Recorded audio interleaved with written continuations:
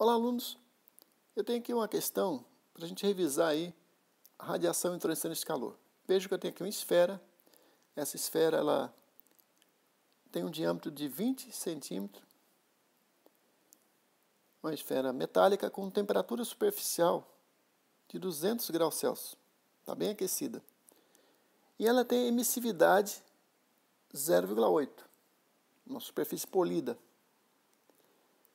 Nesse caso, eu quero saber, e aí nós temos o seguinte, essa esfera está pendurada aí por um fio, esse fio é um fio bem fininho, isolante, pendurada num teto, e a sua vizinhança, o meio que ela está, ela tem temperatura superficial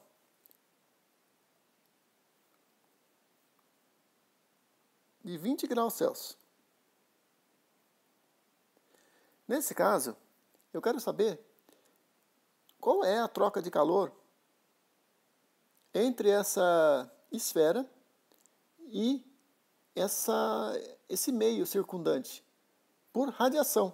Porque vocês vejam que existe uma troca de calor de radiação entre a esfera e esse meio que protege a esfera. Nesse caso, vamos ignorar nessa conta a troca de calor por convecção, porque se esse ambiente tem ar, né, também há troca por convecção. Vamos fazer só o cálculo da radiação inicialmente, depois a gente faz por convecção. Bom, nesse caso, a gente vai precisar usar essa equação para a troca de calor por radiação. É igual a emissividade da superfície da esfera vezes a constante de Stefan-Boltzmann, que ela é de 5,67 vezes 10 na menos 8, aqui, ó. A unidade está aqui, watts por metro quadrado Kelvin, vezes a área da superfície da esfera, vezes a diferença de temperatura, mais a quarta potência, ó, Ts é a quarta, menos T infinito elevado à quarta. T infinito, então, é a temperatura das paredes vizinhas da esfera, enquanto que Ts é a temperatura da superfície, mas tem que ser em Kelvin esses valores. Então, veja que em Kelvin 200 graus Celsius vai dar 473 Kelvin. E os 25 vai dar, o 20 graus aqui, né? Convertendo, porque a gente sabe que temperatura em Kelvin, deixa eu botar aqui, ó.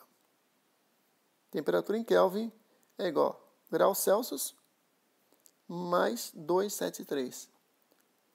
É 0,15, mas estamos arredondando aí para 273. Bom, com isso, eu vou substituir esses valores na equação e obter a troca de calor em watts. Mas vejam primeiro que eu preciso ver aí qual é a área de superfície dessa esfera. Sempre que tiver uma esfera, a área de superfície é dada como π, é 4 vezes πr ao quadrado. Nesse caso, a área da superfície vai ser de 0,1256 metros quadrados. Vamos substituir valores então? Então vamos lá. Vejam aqui que eu tenho a equação de novo, reproduzida aqui para vocês. E vou substituir valores, né? O 0,8, 5,67 vezes 10 a menos 8, 473 elevado à quarta, menos 273 elevado à quarta. Vezes a área ainda, né?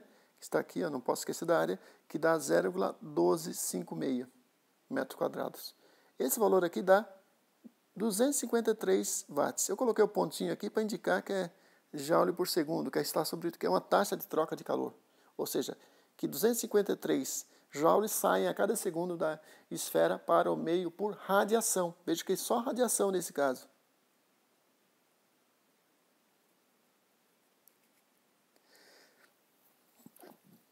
Se a gente quisesse também incluir aí o efeito de convecção, vamos reproduzir o desenho da esfera aqui de novo. Lembrar que a esfera é uma esfera polida, mas assim, eu posso ter o ar passando aqui, ó, o ar a 20 graus Celsius aqui, com um coeficiente de convecção de 10 watts por metro quadrado de graus Celsius. E aqui continua a vizinhança a 20 graus Celsius. Nesse caso, qual seria a troca de calor? Porque agora teria calor trocado também por radiação e por convecção. Okay? Só não tem condução porque o fio é fininho e isolante.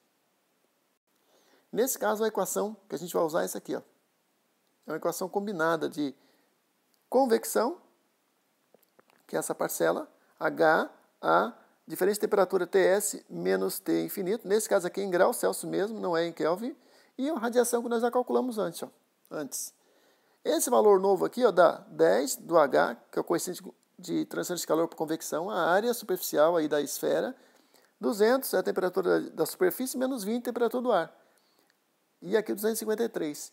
Vai dar um calor trocado total, uma taxa de calor trocado, né, porque eu tenho um pontinho ali e é joule por segundo, de 473 watts. Então veja o desenho aqui agora. Agora eu tenho calor, uma taxa de troca de calor por radiação e uma taxa de calor, troca de calor por convecção também, né? E assim nós temos esse efeito combinado. Na maioria dos casos, o que acontece é uma combinação de efeitos. É isso, espero ter entendido e até a próxima aula.